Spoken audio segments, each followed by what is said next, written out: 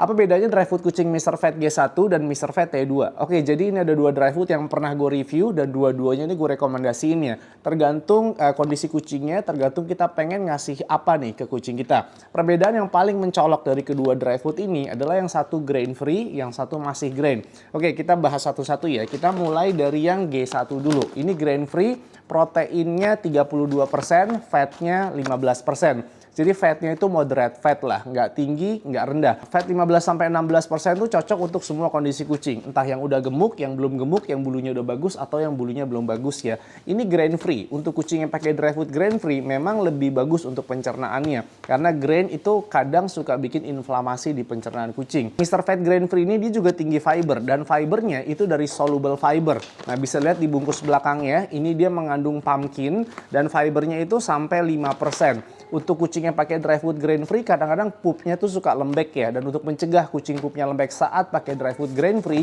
kita harus kasih tambahan soluble fiber. Jadi dry food ini cukup bagus untuk bulu dan jaga pencernaan. Grain free plus ada prebiotik ya. Jadi pumpkin itu kan soluble fiber, dan soluble fiber itu adalah prebiotik, makanan dari probiotik, tapi masih belum ada probiotiknya. Sekarang Mr. Vet yang T2 ini tuh dry food hair and skin, tapi hair and skin yang fatnya rendah, yang fatnya itu 12%. Dry food hair and skin itu ada yang fat tinggi, ada yang fat rendah. Tapi kalau hair and skin fat rendah itu cocok untuk kucing yang udah gemuk, bulunya udah bagus. Jadi buat perawatan aja biar bulunya tetap bagus dan badannya tuh nggak kegemukan. Kucing kita tuh jadi nggak kena obesitas ya. Kelebihan dari dry food hair and skin ini, dia tuh omega 3 booster. Nah, dia tuh fokus di EPA dan di DHA-nya. Ingat, dry food hair and skin yang fatnya rendah, dia biasanya fokusnya di omega 3 booster. Dry food ini fibernya juga cukup tinggi, tapi kalau gue lihat dari ingredientsnya ini masih kombinasi antara insoluble fiber dan soluble fiber. Nggak masalah karena ini dry foodnya masih grain ya. Kalau kucing kita pakai dry food yang grain itu nggak perlu banyak tambahan soluble fiber lagi. Ini udah ada soluble fiber tapi tidak sebanyak yang Mr. Vet G1 tadi, karena yang G1 tadi itu grain free. Di dua dry food ini masih belum ada probiotiknya ya. Kalau yang di G1 tadi dia banyak prebiotiknya karena ada pumpkin, jadi butuh kita kasih probiotik juga.